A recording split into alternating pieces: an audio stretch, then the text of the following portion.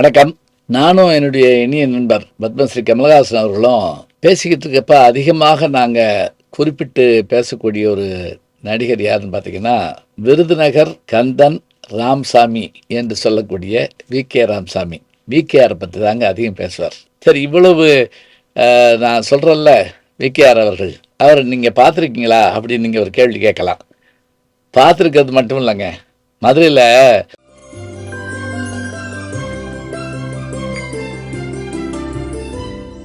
1991 தொடங்கப்பட்ட நகைச்சுவை மன்றத்தினுடைய 10வது ஆண்டு விழா 2001 நடக்குது.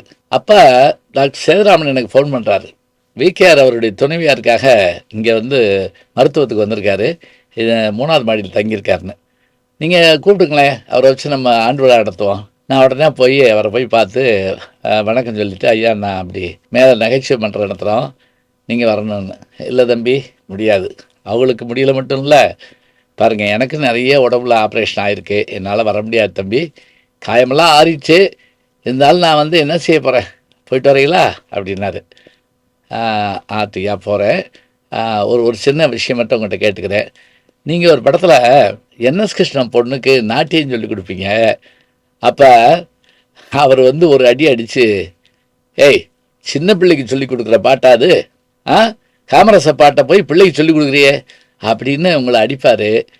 என்எஸ் கிருஷ்ணன்ட்ட அடி வாங்கினது நீங்கள் தானேன்னு கேட்டேன். கையை பிடிச்சிக்கிட்டாருங்க. உட்காருங்க, பழைய படமெல்லாம் பார்ப்பீங்களா அப்படின்னாரு. உங்களுக்கு என்ன வயசியா அப்படின்னு கேட்டார். ஐயா கொஞ்சம் வயசாயா, சின்ன பிள்ளைகள் தொடர்ந்து படம் பார்த்துக்கிட்டே இருப்பையா.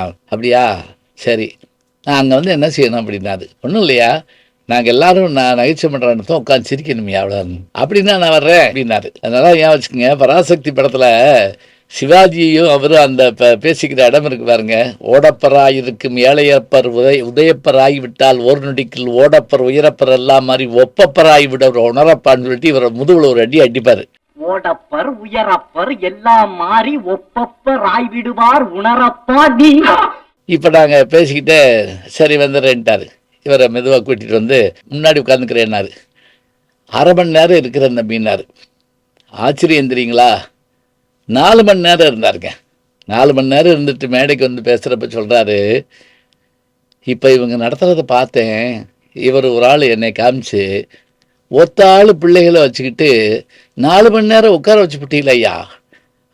நாங்கள் சினிமா எடுக்க 500 பேர் சேர்ந்து 3 மணி நேரத்துக்கு என்ன பாடுபடுவோம் தெரியுமா, எப்படி செலவு பண்ணுவோம் தெரியுமா, ரொம்ப அருமையாக இருக்கியா, நல்லா இருக்கணும் அப்படின்னு சொல்லி வாழ்த்தினார். நான் கொண்டு கீழே விட்டுட்டு வந்தேன். எனது கலைப்பயணம்னு சொல்லி அவர் எழுதின புத்தகத்துக்கு இங்கே அறிமுக விழா நடந்த போது காலேஜ் ஹவுஸில் என்ன மறக்காமல் அழைச்சி அறிமுகம் சொல்லி பேச வச்சாருங்க.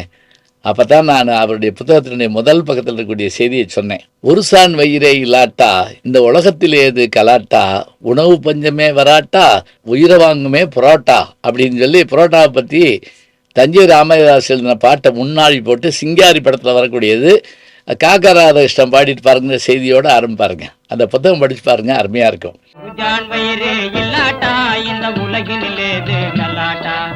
மறக்க முடியாத திரையுலக நண்பர்கள். இவர் நிறைவாக நடித்த படம் வந்து சிம்பு படத்தில் நடிச்சிருக்காரு. அதுக்கு மேலே நமக்கு நினைவு வர்ற படம் வந்து டும் டும் டும், அழகம்பெருமாளுடைய படம். அதாவது மாதவனும் ஜோதிகாவும் நடிச்சிருப்பாங்க. அதில் தாத்தா வருவார். அந்த காட்சி இன்னைக்கு நமக்கு மறக்க முடியாது.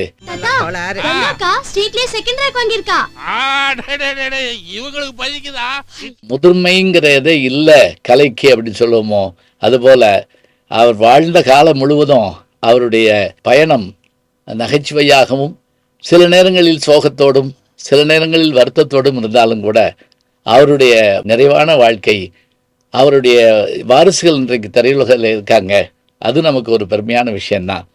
கமல் அவர்கள் திரும்ப திரும்ப குறிப்பிடுகின்ற அற்புதமான நடிகர்களில் ஒருவர் தான் நம்முடைய விருதுநகர் கந்தன் ராமசாமி, வி.கே. ராமசாமி அவர்கள். வி.கே.ஆர் பற்றிய செய்திகளை நான் வந்து என்னுடைய நூலான சினிமாவுக்கு போகலாம் வாங்க, அதாவது கல்கியில் நான் தொடராக எழுதிட்டு வந்தேங்க. அதில் இதை பற்றி குறிப்பு நான் கொடுத்துருக்கேன். இந்த செய்திகளை நான் தேடிக்கிட்டு இருந்தபோது இதை எனக்கு எடுத்து கொடுத்த நண்பர்களுக்கு நான் நன்றி தெரிவிச்சுக்கிறேன். நல்ல செய்திகளை நாளும் சிந்திப்போம், நாளை சந்திப்போம். வணக்கம். ஜி ஞானசம்பந்தன் யூடியூப் சேனல் பாருங்கள். உங்களை தேடியே உங்கள் வீட்டுக்கு வருது. கேட்காம ஒரு விஷயம் உங்களை தேடி வருது பாருங்கள், அதை பிடிச்சி வச்சுக்கோங்க. நம்முடைய ஜி ஞானசம்பந்தன் யூடியூப் சேனலை தொடர்ந்து எக்ஸலம், இன்ஸ்டாகிராம், ஃபேஸ்புக், வாட்ஸ்அப் என்று அனைத்து தளங்களிலும் நாம் இயங்கிக் கொண்டிருக்கின்றோம். நீங்களும் எங்களோடு வாருங்கள்.